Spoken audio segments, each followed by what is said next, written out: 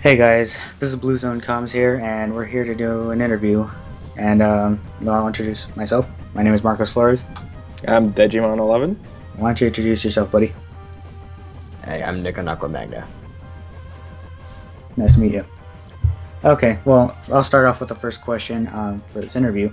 How did you start off your channel? Well, there's two stories to that because this is actually my second channel. My first channel I started in, I think, 2008, and back then I was just making crappy videos. I think there's like one on my current channel from that time that can give you some idea of how I used to do things.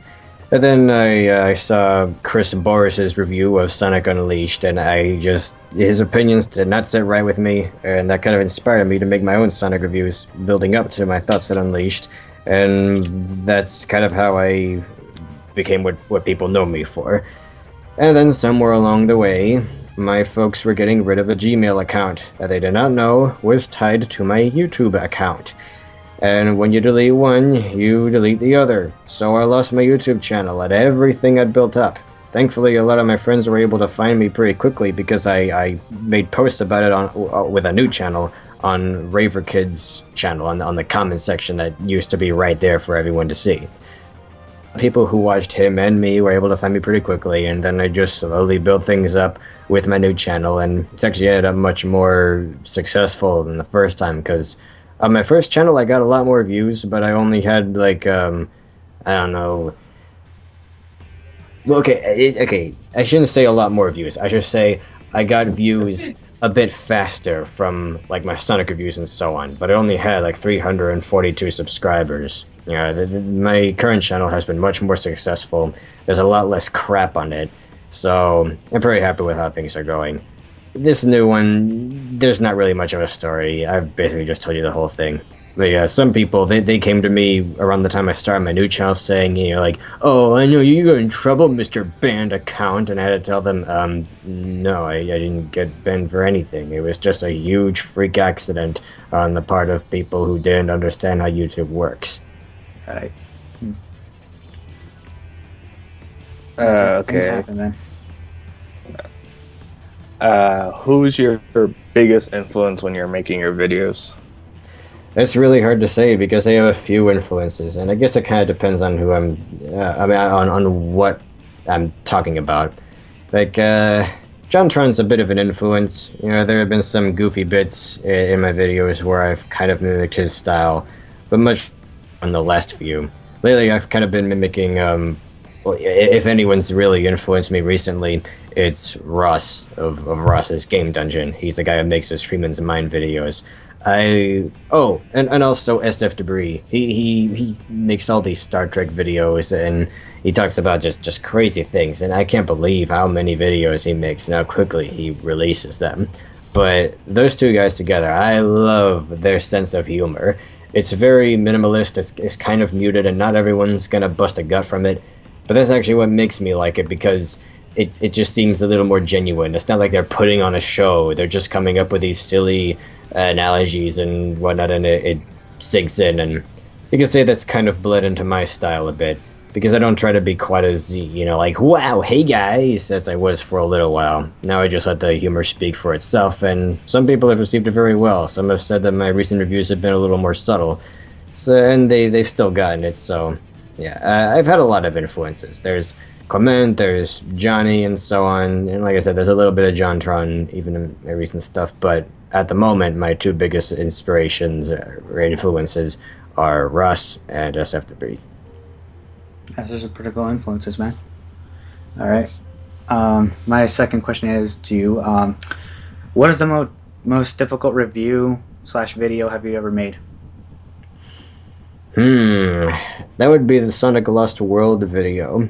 I had to spend 2 weeks after writing the script, just accumulating everything that I would need to do it. Because here's how I usually do reviews. I write the script. I record myself reading the script. Yeah, and if I'm reviewing a toy or something, I'll try to film all of the shots on one day. Like, just in one session, if it's a really nice day out and the lighting's good. I want to get it all done at once. And then, like, once I have everything, I'll just edit it all as fast as I can, barely do anything else over a couple of days just to get out of the way. But that was the most exhausting review I've ever made. It took me 2 weeks to just accumulate everything, and then another 2 weeks just to edit the whole thing. And there was one point where one chunk of it ended up getting deleted and didn't appear in the final draft. So I had to remake that entire part of the video and then re-upload it. Like, here's the fixed version with the parts that were missing before. And even that wasn't so bad. But when I recorded myself reading the script, it was such a long script, and I messed up so many times, and I just kept going and going and going that I had this huge sore throat by the end of it. And in trying to soothe my sore throat, my body kept producing so much mucus that I ended up sleeping funny that night. My throat was still sore, and then my nose got all stuffed up, so then I was breathing through my mouth for most of the night, so then my throat was even more sore, and then the next day I was basically sick. And then the next day I was even sicker. So just working on that review as much as I did and trying to get it done as fast as possible, even though it still took like a solid month of all that stuff, it ended up making me really ill. So that was the most exhausting video I've ever made. When it came time to talk about Sonic... Wait, what the heck? Oh, I was hearing myself. I'm sorry, I got disconnected. Alright, well, when it came to making the Sonic Boom review, I had so much to talk about, and that one I realized, oh no. Nope, never again. I'm not going to make this like the Sonic Lost World review. I can't go through it again, man. So that's why I divided it into smaller parts and just gave myself a little more free rein to talk about whatever I wanted and just uploaded them a couple of weeks apart from each other. I don't blame you. Because think about it, that ended up being even longer than the Lost World review and the Generations review. Ugh. But at least the end result was worth it. Yeah. Gotta give people their fix of Sonic every year. That kind of leads me into our next question. As someone, I want to do reviews. Is there any advice you can give me? Well, if it's not going to be that long a review, like let's say 10 to 15 minutes, about 20 minutes tops. Like if you can estimate that it'll be that long, based on like how long the script is and how long it takes you to record things. Like I basically already went over this, but first things first, write the script and make sure you're really happy with the script, and then try to record the whole thing in one take. If you, well, okay, maybe not one take, but all in one recording session, and then just get everything that you'll need to edit it, or at least like most of the whatever you can think of, and then just set a day or two aside to just marathon it, the whole thing with whatever time you have, like say a weekend or a couple of days off from work, something like that. And if it's a much longer video, just take it easy and go at your own pace. Maybe edit a couple of minutes each day and it'll eventually get done. Because that's the thing, like lately with my shorter reviews, I have been able to edit the entire video all together and then just render the whole thing. But when it came to something really long, like the Lost World review, I would edit like 3 or 4 minutes of it where I talked about a certain subject, and then another chunk of it, until I had like 10 chunks, and then I put them together. But then, I left one of the pieces out, so that's why I don't quite do it that way anymore. Okay, because right now I'm writing a review for Rise of Lurk. Sucks for you. And I am having trouble. And currently my page count on the script is 7 pages. I jotted down the notes, I just need to like organize them into one script. I found it's better to like go on the DeviantArt journal thing and just write the entire thing there, just one big block of text. And of course you don't have to submit the journal and make it public for people to see. It's like now it automatically saves your stuff, so that even if you close the window without doing anything else, it'll still be there.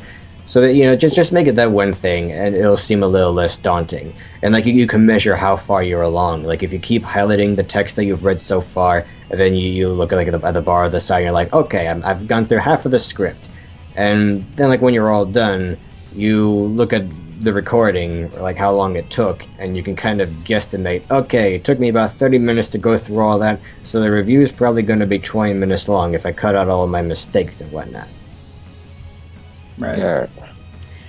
Well, in the end, it's all going to be hard for me because I'm going to have to edit his review and all my recorded footage, and fucking hate you, Deji. But anyways, It was your idea, just letting you know. whatever. Hey, I'm only doing this so that way you don't have to download YouTube videos, so. Only because I can. Thank you. But anyways, my next question is, well, obviously you're a fan of the Sonic franchise. At least I hope you still are. How did you get introduced to Sonic? It's kind of a weird thing because I think the first time I ever saw anything Sonic related was many years ago, probably when I was around 10, I guess, and I saw someone playing what I think was Sonic 3. It looked like it might have been Marble Garden Zone, and I only saw it for like 10 seconds, so I'm like, oh, that's kind of cool. It's like I heard about Sonic here and there, but I didn't really get to play it much. I didn't have those old kind of systems. Like, probably the luckiest thing that's ever happened to me was getting a hand-me-down Nintendo 64 and like 30 games, including Donkey Kong 64, both the Zelda games, all sorts of stuff, like Mario 64, all those kinds of games from a friend who lived just down the road, which were handed down to him from his older brother who was going to college and wouldn't be able to bring all those games along with him. So he gave the games to him, and the games were given to me because he just wasn't that interested in his older brother's games. Like, he lent it to us for one night. I played Shadows of the Empire all day, and the next day we were allowed to keep it. So anyway, sometime after that, I was introduced to the GameCube, and that was where I was first introduced to Sonic. And it was Sonic Adventure 2. Like, okay, one of the first Sonic games I actually played was a demo of Sonic Adventure DX at Toys R Us. I played it for a few minutes. It was Emerald Coast. I'm like, this is pretty darn cool. But, you know, it wasn't quite enough to really latch me onto it because I just wasn't that much of a Sonic fan. But Sonic Adventure 2 was a game that made me a Sonic fan. And even that was another hand-me-down from another friend. Yeah, he also had a GameCube, and we went over there a few times. That was where I really got exposed to it, because I was looking for a way to pass the time because he was a little busy with something. So I played Sonic Adventure 2 for a while. The first stage I played was Lost Colony, because that was like where he'd left off. So, I got to learn about the Eclipse Cannon and all that, and then I got to play as Shadow a little while later. I'm like, man, this is really cool. And I loved the game. And then a little while later, he lent it to me. And it's weird, like, we know a bunch of other kids, even kids who didn't seem to like video games so much, but when they saw Sonic Adventure 2 in action, when they saw stages like City Escape, they thought it was so cool. Like, there was this one time we went over there, like a bunch of our families, and we stayed there until 1 in the morning. I think it was New Year's Eve. So we stayed there 3 to midnight, and, we needed a way to kill time. So while the grown-ups are talking about stupid crap, we played Sonic Adventure for a couple of hours. And we all got to play the multiplayer, and we all really, really liked it. And I'm not sure if it was that night, but not long after that, I brought that copy home with me, because I had recently gotten a GameCube, as you know. And I played it and played it and played it, and I loved it.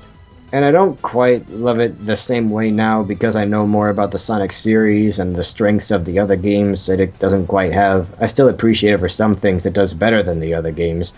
But that was what really got me hooked on Sonic. That was what introduced me to everything else, and that's how I became a very, very late Sonic fan. So people who look at me and it's like, oh, you're just nostalgic for the classics or Sonic Adventure because you grew up with that stuff. No, if anything, I should be the most nostalgic about Sonic Adventure 2. I should be blinded by my fanboyism for that game, but nope. I love all of it to some degree. Alright. Even a treasure hunter? Yeah, enough. I mean, I can get through all those levels now in like 30 seconds. I had to in order to get all the A ranks and play Green Hill. Oh my but god. Anyway, yeah. Soul. Surprisingly, it wasn't that hard. Like, after I played Mad Space about 15 times, I got a good sense of, like, where each Emerald Fragment was. So if I found one really quickly in this spot, I'm like, okay, now I gotta go over to this part of the level, and I'll find it somewhere around there. Oh, there it is! So, yeah. Once you, like, learn to read the level, it's surprisingly easy. It's so badly made that it's too frustrating to really let it sink in. Anyway. Sorry my answers are so long. No. Yeah, Go right ahead. That's good. If anything makes the interview much better. And interesting. Great.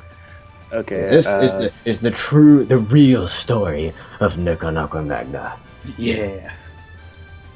Coming soon to a theater near you. Or something. Alright, one of the first videos I saw of you was your Sonic issue 225 review. Are you still a fan of the comics, or...? Yes, I still read the comics. What's your opinion? It's very polarizing.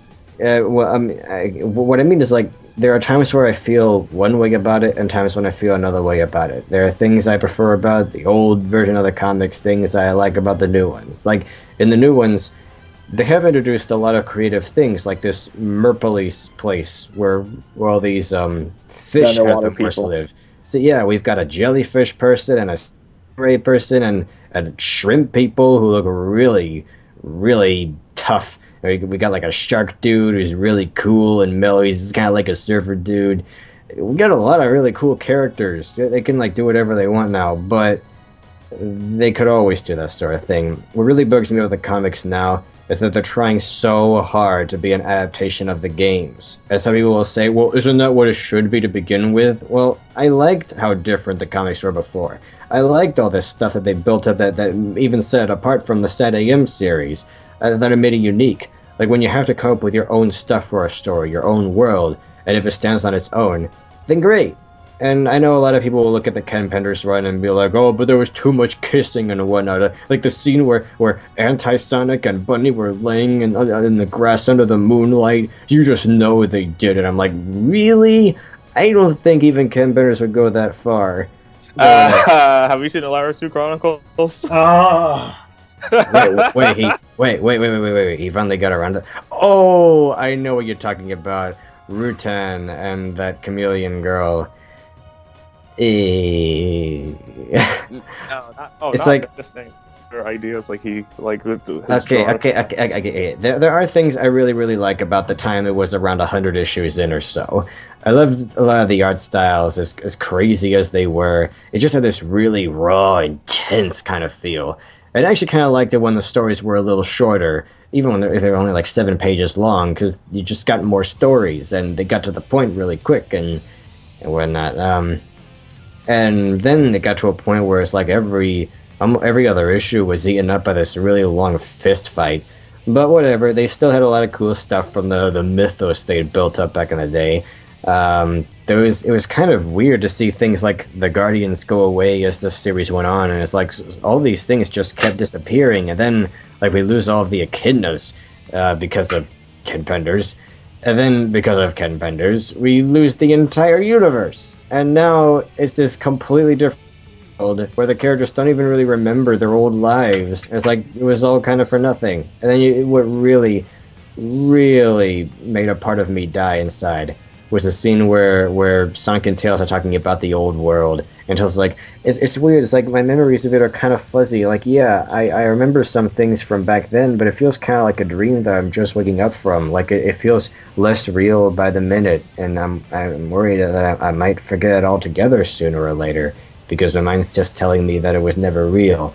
He's like, you'll still remember from me, right, Sonic? And Sonic's like, yeah, buddy, sure.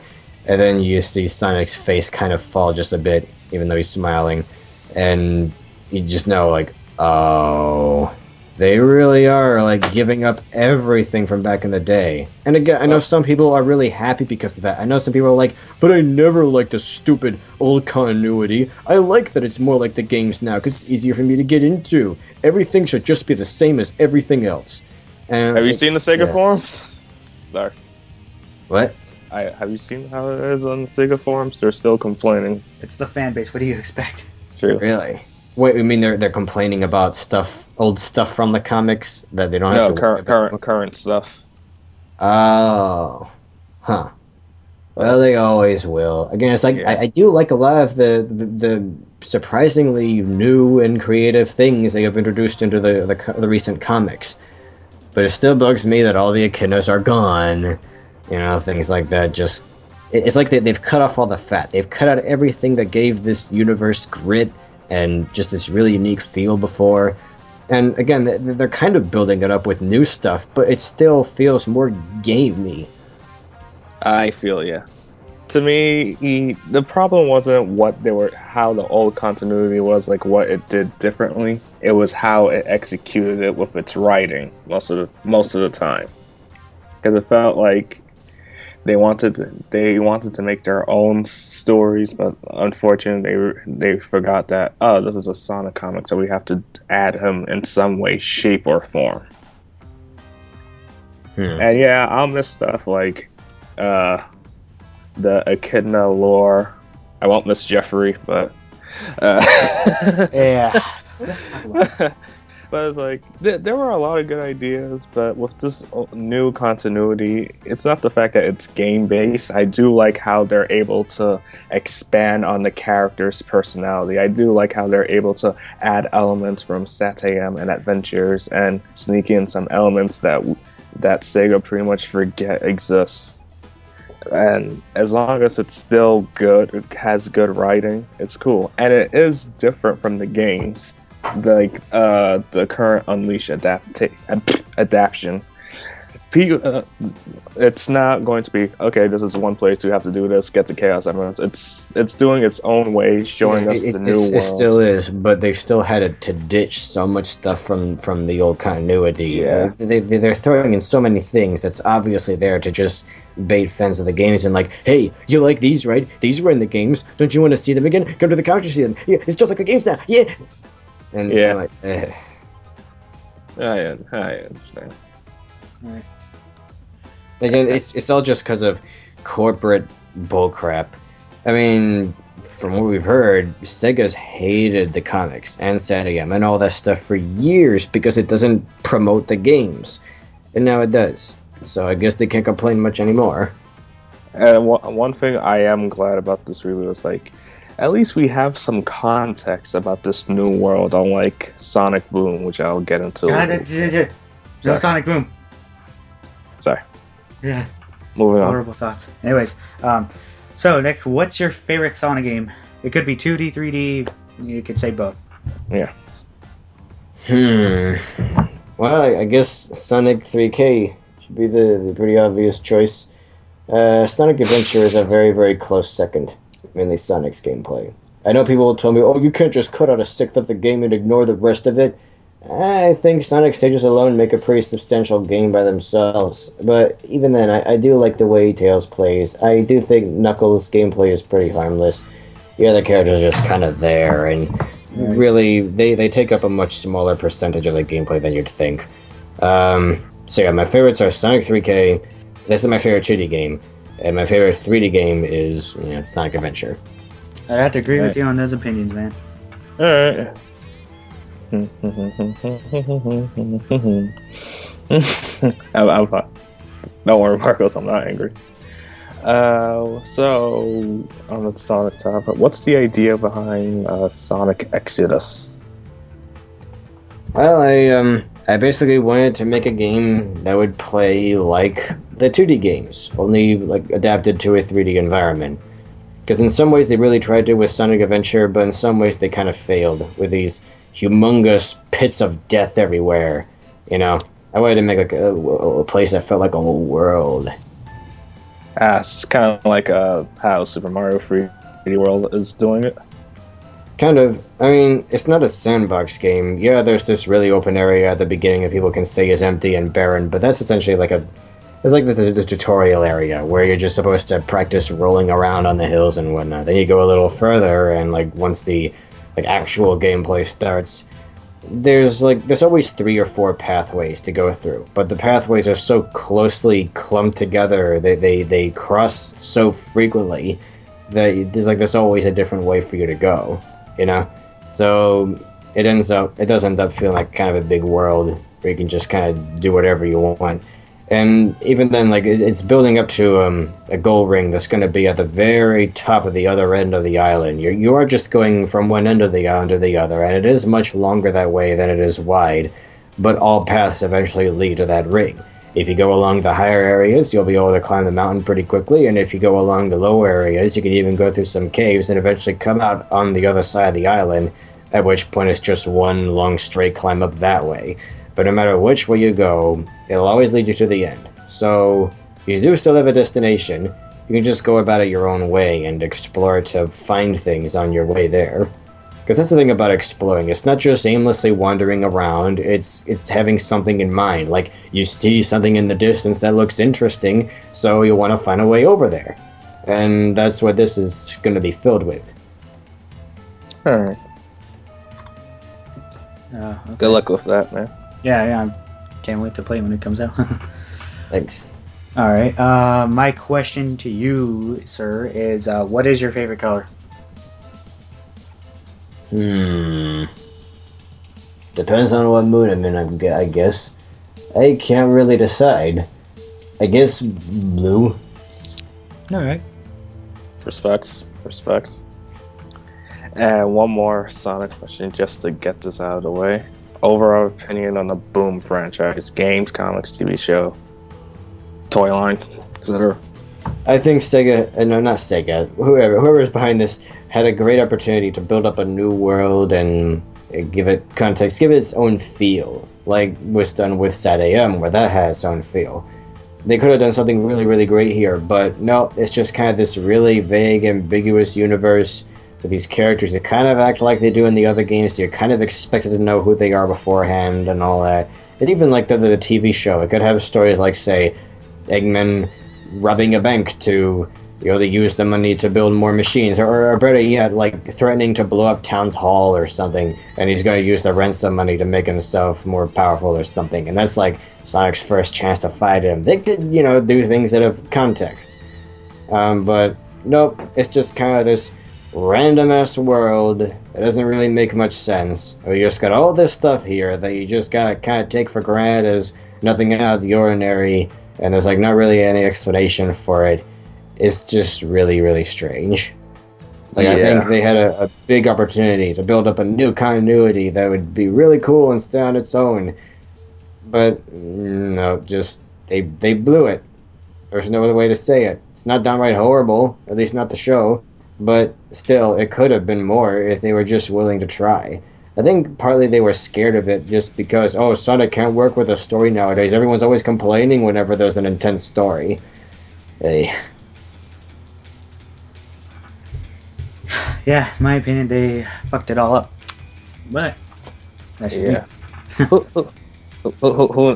This is what I'm hoping. I might sound a bit rude, but I'm hoping like this might wind up being another SATAM, whereas like the show unfortunately ends and like the comic is still running, but they're able to be expanding the universe, explaining things. But yeah, I don't think the comics are any better than the show.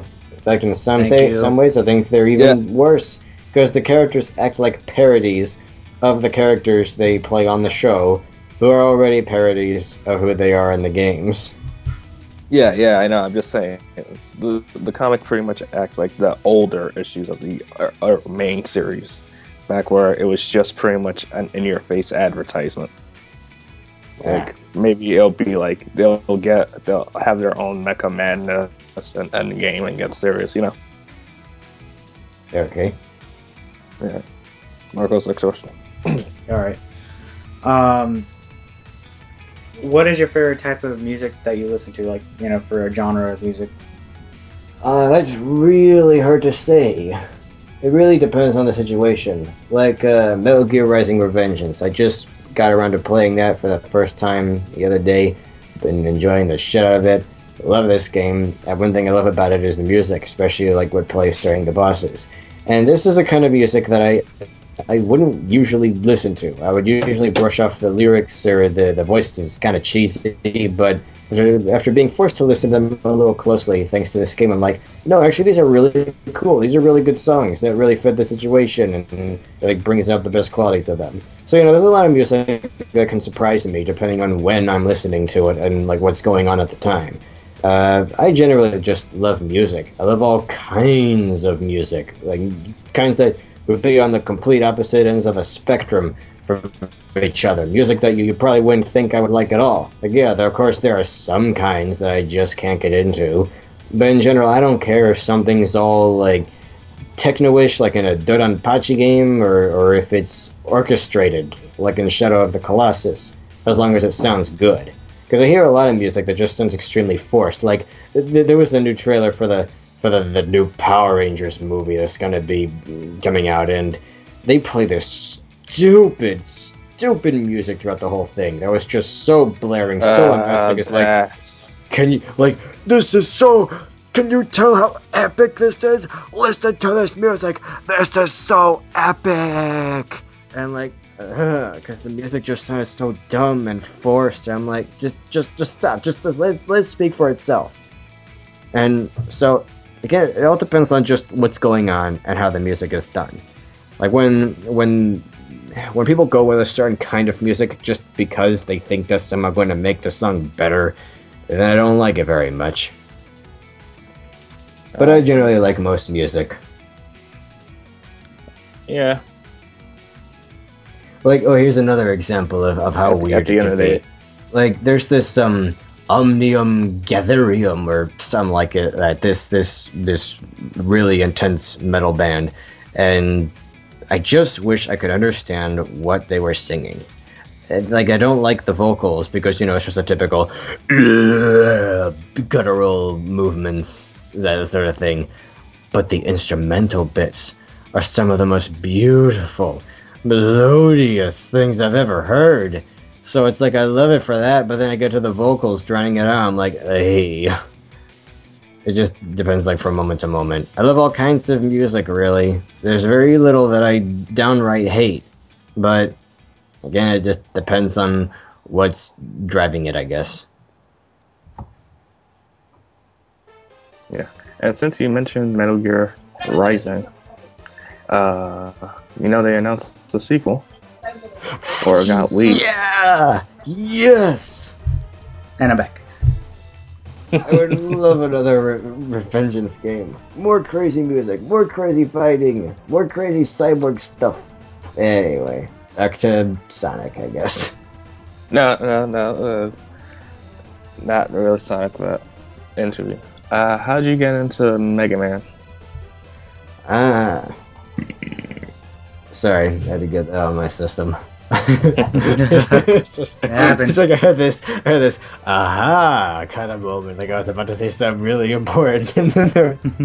Anyway, I was introduced to that through the Battle Network games, believe it or not. Again, I was very late to the party with a lot of game stuff, and right now the only Battle Network game I really like, aside from I guess the first one, is Battle Network 5. I used to love the entire series, but they just have not held up at all, and some of them just are not fun because of the way they're built. And then I look at a lot of the X games and so on, and I love X1, 4, and 8, and I like X2, 3, and 5. But it's like, only a few of those games are really downright amazing. You know, most of them are either good, or great. A few are downright bad here and there. Like, even the classic series, there's only a few of those that I really like and think were downright stellar. Some of them really do just feel like filler. So anyway, you know, I was introduced to it through the Battle Network games, and I've since dabbled in, like, all the other series. I've dipped my foot in every pond, and I love every single Mega Man series, like, at certain points. You know, I'm not one of those fans who only likes the X games, or only likes the classic games, or whatever. That's one thing I don't like about the Mega Man fan base. Because there are so many different kinds of Mega Man, there's so many fans who only like one particular iteration of it, so when you have something like Legends 3, it's like, I don't know, it seemed for a time like that was finally uniting all the fans. Like, they just wanted to see a cool new Mega Man game, and it didn't matter if it was Legends or not. But, you know, people looked at the sales in the past, and it's like, oh, it's not worth it. Anyway, I don't even know where I'm going with this.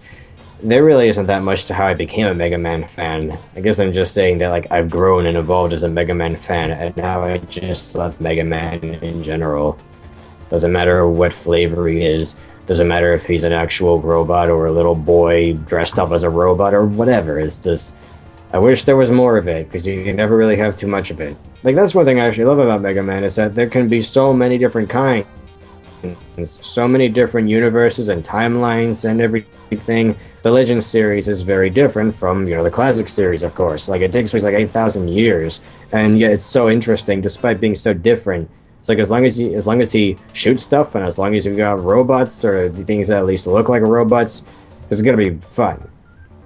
The one that I didn't really go for was, of course, the Maverick Hunter remake, just because they were trying too hard to make it realistic. Like, if they went for like a Metal Gear Rising kind of style, I guess that wouldn't be so bad, because at least most of the things you fight in that are still colorful and still really sleek and kind of cartoony and crazy and over the top.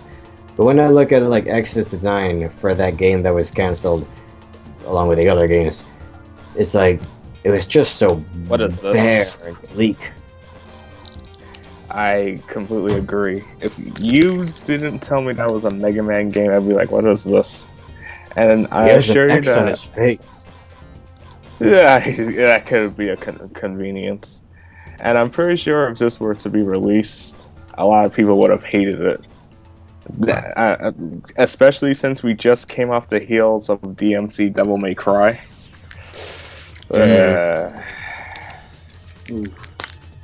Anyway, I'm sorry there's not much to the story of how I became a Mega Man fan. I just am.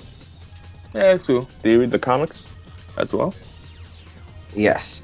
I actually like those more than most people seem to. I love them. It's how I really became a fan of the Mega Man franchise. Really? Yeah. That's cool. Yeah, the guys making those comics are saying they do want to make an X series and even a Zero series and a Legends series if possible, because they see how it all ties together. They see how it's like, okay, first you've got humans and robots, then you've got the robots becoming more and more human-like as time goes on, until they're like everybody's some kind of a cyborg, like one way or another in the ZX games. And then by the time you get to the Legends games, it's like everybody's got a little robot in them. They aren't even called humans anymore, they're called carbons. Like, some people can like take off entire chunks of their body, seemingly just put their head on some kind of robot frame, and not suffer any permanent physical damage. And it's just seeing things change over the time, coming close to this singularity that's just so cool. It can make for such neat stories, and they want to tackle that. They don't just want to write about classic Mega Man forever. So I really hope we get these other series. I would love to see how they would tackle things like the genocide of old Reploids in the Zero games and the New World and the Legends games and so on. It would be so cool. Well, keep buying the comics, maybe, and they'll do it. Hopefully, maybe with Worlds Unite, since they're adding Mega Man X into the mix, seeing how people will like that, it'll give them more of an incentive to buy it. Shame that Mega Man X is going to be crossed over with Sonic Boom. And the main Sonic and the main Mega Man.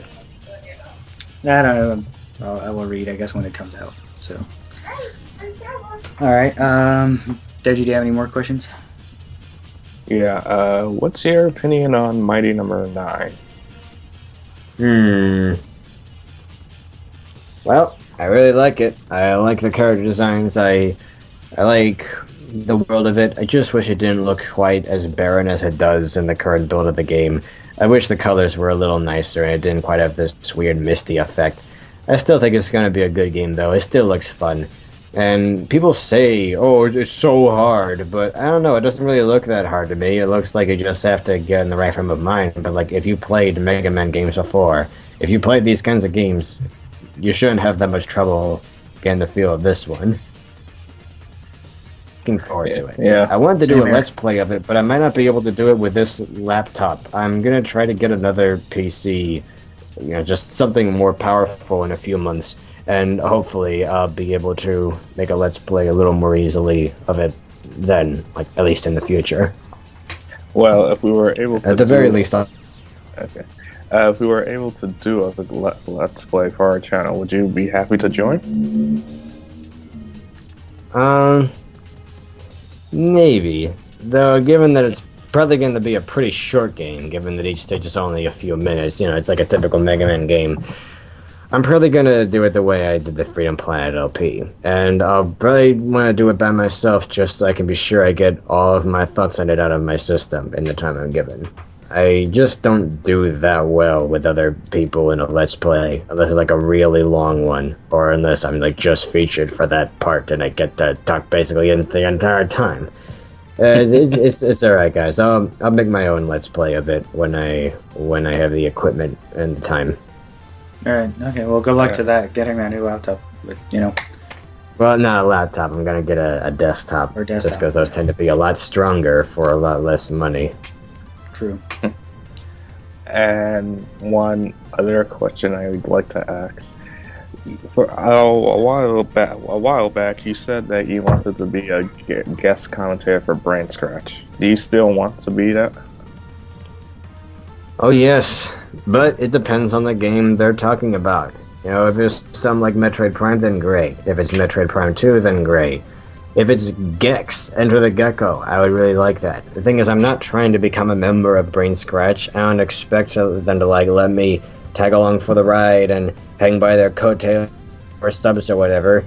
I would just really like to talk with those guys about games. But again, it has to be a game that I really, really like. You know, like, if it was a game that I just wasn't interested in, I wouldn't want to be there just because I wouldn't have that much to talk about, and I would basically just be tagging along for the ride, just going like, yeah, this looks fun, yeah, okay guys, yeah, and I could even end up sounding like a suck-up, just agreeing with the others the whole time, just because there wouldn't be much else for me to say. You know, again, it has to be a very special game that's very close to my heart, and then it would work. Because that's honestly more important to me than just being there. You know, I want to have something to talk about. So I would still love to do something with Brain Scratch sometime. I'd like to think it's at least possible, given that I was able to do something with Clement, and even now and then, like on SGB, Johnny will throw me a bone now and then. Like if he doesn't respond to one of my comments, he might do something in one of the videos. Like in the Arkham Asylum, Arkham... what was it? Arkham City, yeah. I kept thinking, no, it's not City, it's some other word. Anyway, in the Arkham City LP, there was a point fairly early on where they were talking about a glitch, where you can keep propelling yourself upward, higher and higher, until you're basically in the sky, and then you can fly outside to Gotham City. The game. Yeah. And at the end of that, well, it's like, when they talked about that, I commented saying, like, oh man, I hope you guys do that before the end of the LP, that would be so cool to see. And then at the end of it, Johnny said, we're doing this at the request of a subscriber. He didn't say who, and I honestly kind of doubt that I was the only one to say it, but he just said, a subscriber. And I couldn't help thinking that maybe he was talking about me. Like, after all the drama that started, but pretty quickly fizzled out over the whole Metroid Prime thing, I can't help thinking that he did at least want to throw me a bone, if nothing else. Anyway, bottom line, I would still like to do something with Brain Scratch if possible at some point. But, you know, not just to get views or whatever, because I'm doing fine on my own. I'm not trying to make a career out of this or become YouTube famous. I'm just expressing my opinions on the internet, like any other, you know, asshole on the internet. So, if I got to do it with a bunch of other assholes, then great. Alright, who knows? The future might be bright for you. Thanks. Even then, I don't really need it. I'm doing just fine on my own. Yeah. Okay. Well, I only got one more question left. I noticed that you're also a fan of the Bionicle, you know, franchise. Let's just say if they were to make another Bionicle game, like what would you define, you know, to make the perfect Bionicle game, like in terms of gameplay, story, or whatever? Well,